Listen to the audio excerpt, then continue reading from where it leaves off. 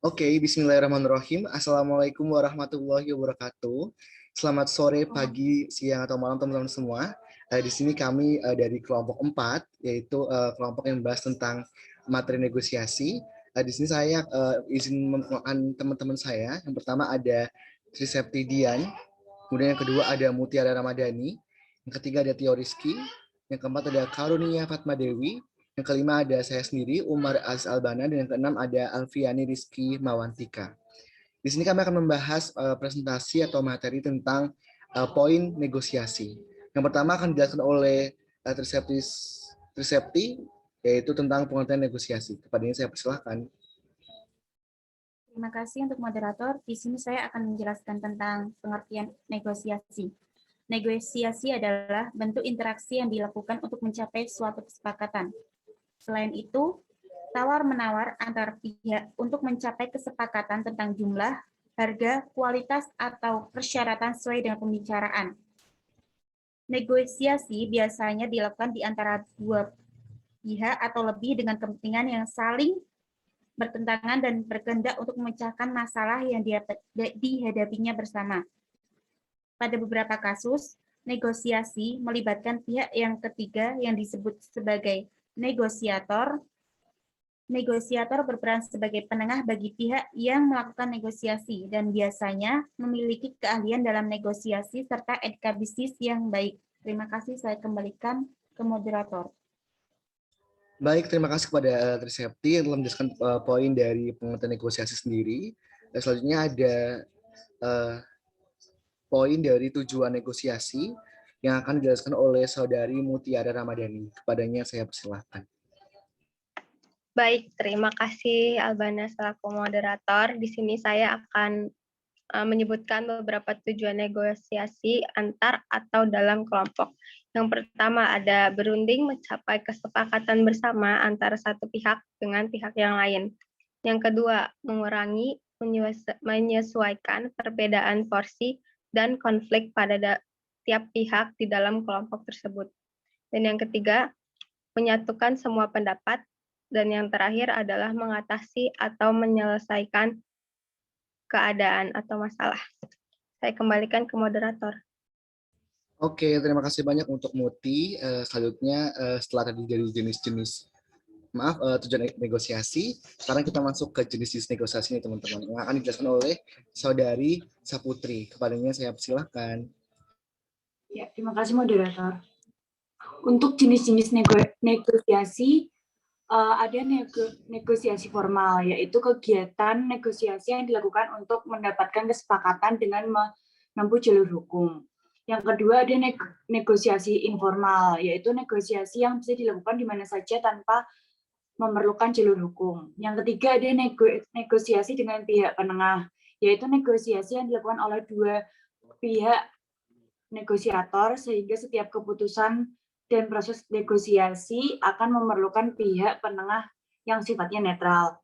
Yang keempat ada negosiasi tanpa pihak penengah, yaitu negosiasi yang dilakukan tanpa membutuhkan bantuan pihak penengah dan umumnya hanya terjalin antar dua pihak saja.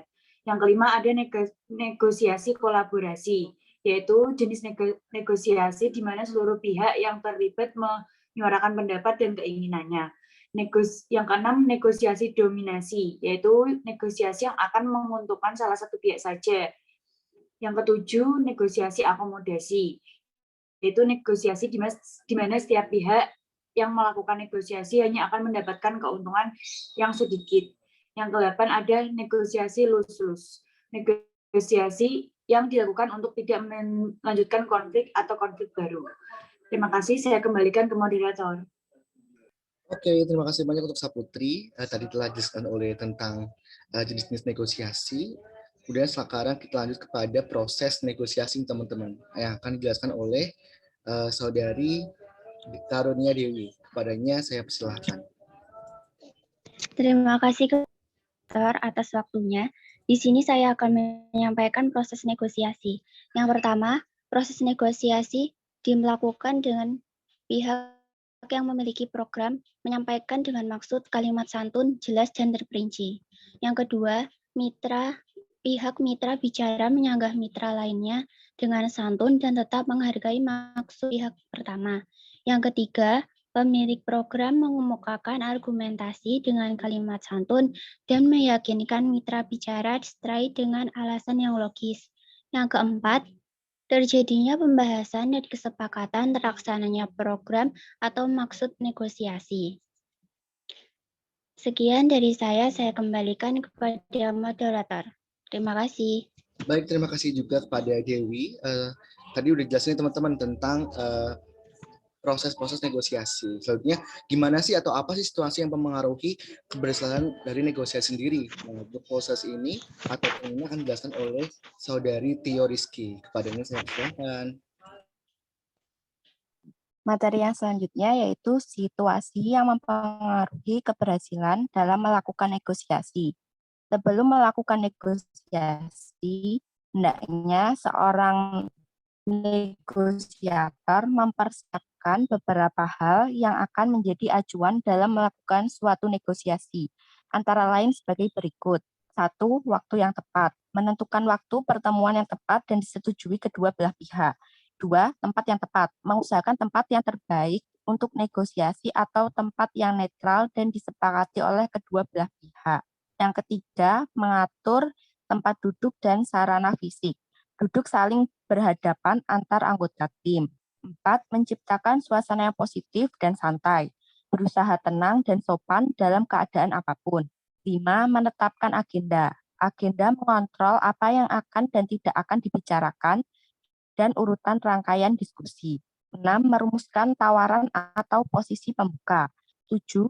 Menghadapi konflik. 8. Berkomunikasi secara efektif. 9. Meningkatkan keterampilan mendengar. Mendengar dengan baik apa yang dikatakan oleh lawan. 10. Peringatan. Membuat catatan atau notulen yang penting selama diskusi berlangsung. 11. Mencari kesepakatan dengan lebih cepat. Mempersiapkan pilihan yang akan diambil bisa menjadi kunci sukses agar negosiasi dapat berlangsung lebih lancar dan menghindari terjadinya deadlock. Terima kasih, saya kembalikan ke moderator.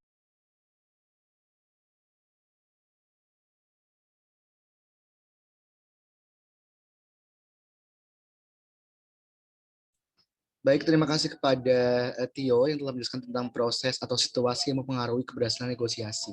Dan di sini saya selaku moderator, saya juga ingin menyimpulkan dari beberapa poin yang disampaikan oleh teman-teman dari kelompok 4. Yang pertama, bahwa negosiasi adalah bentuk interaksi yang dilakukan untuk mencapai suatu kesepakatan. Kemudian ada tujuan negosiasi sendiri, ada 4. Yang pertama ada mencapai kesepakatan bersama, yang kedua ada mengurangi perbedaan porsi dan konflik tiap pihak, yang ketiga ada menyatukan semua pendapat, dan yang keempat ada mengatasi atau menyesuaikan keadaan. Kemudian yang ketiga sendiri ada jenis-jenis negosiasi teman-teman, itu ada 8.